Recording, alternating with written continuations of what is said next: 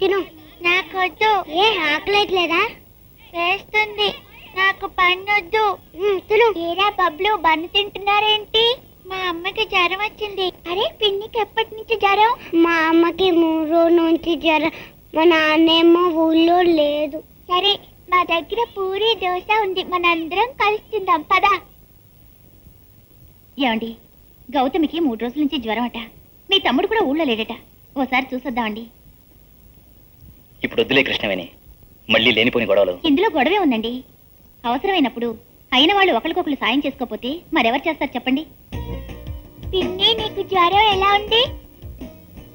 అదేమిటి గౌతమి, ఒంట్లో బాగోలేనప్పుడు మాకు కాస్త కబురు పెట్టచ్చు కదా. ఇది కొంచెం జరగండి.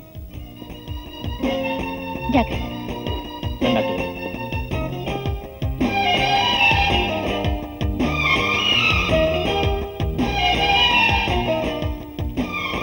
ఈ మందులు త్వరగా తీసుకొచ్చి వాడండి.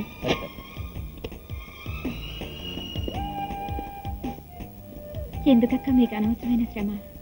ఒకరికి ఇబ్బంది కలిగినప్పుడు మనలో మనం చూసుకోకపోతే ఇంకెవరు చూసుకుంటారు? పెద్దమ్మా ఆకలేస్తుంది. పెద్దమ్మా నాకు ఆకలేస్తుంది పెద్దమ్మా. సరే నేను వంట చేసి పెడతాను, మీరందరూ కలిసి ఆడుకుంటూ ఉండండి. ఏం వదినా, అన్నయ్య క్యాంప్కి వెళ్ళా అంటే నీకు ఒంట్లో బాలేదంట, ఇప్పుడు ఎలా ఉంది? పర్వాలేదు, ఇప్పుడే బావగారు డాక్టర్ని తీసుకొచ్చారా. ఏం పర్లేదులే, అన్నయ్యకి ఫోన్ చేశాను, కాకినాడ నుంచి వెంటనే బయలుదేరి వస్తున్నాడు. ఏమండి, మీ అన్నయ్య గారు వచ్చేంత వరకు మనము ఇక్కడే ఉందామండి. అవును, ఒంటరిగా వదిలేసి వెళ్తాం. కృష్ణవేణి నీళ్ళు పట్రా. అరే హరి, నువ్వు ఎప్పుడు వచ్చారా ఇక్కడికి? ఇప్పుడే వచ్చావు అన్నయ్య. బాగున్నావమ్మా? బాగున్నానండి. పాప ఎలా ఉంది? పాప బాగుంది. బావగారు మీరు ఈ వీధిలోనే ఉంటున్నారని మాకు నిన్నే తెలిసింది, లేకపోతే మేమే వచ్చేవాళ్ళం. అందరం ఒకే వీధిలో ఉంటున్నాగా, ఎప్పుడైనా ఎవరింటికైనా రావచ్చు వెళ్ళొచ్చు.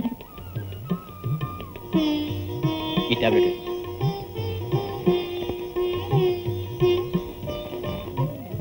అక్క అక్క అటు చూడు. అక్క అక్క ఇది స్పెషల్ చేస్తాం కదా, మారుతామా? అక్కర్లేదు, చిత్రలహరే చూద్దాం. పిల్లలు ఎంత చక్కగా కలిసిపోయారు. ఒకే ఇంట్లో ఉండేటప్పుడు ఎప్పుడు కొట్టుకుంటూనే ఉండేవారు. మనుషులు దూరంగా ఉంటే ప్రేమలు ఆప్యాయతలు దగ్గరవుతాయి, అంతేనమ్మా. పుష్ప పుష్ప. ఏమిటండి? ఆను ఏంటో చెప్పండి. ఇల్లు మారాం, దశ మారింది, అయ్య గారికి ప్రమోషన్ వచ్చింది. కంగ్రాచులేషన్. ఏది ఆనండి. ఈ పూట వంట చేయదు, హోటల్కి వెళ్దాం. వంట నేనే చేస్తాను. మీకే కాదు, మీ అన్నయ్యల్ని వదిలిని కూడా పిలవండి, అందరం కలిసి భోంచేద్దాం. అరే అంత మంచి బుద్ధి నీకెప్పుడు వచ్చింది? ఇల్లు మారాం, బుద్ధి మారింది నాయన.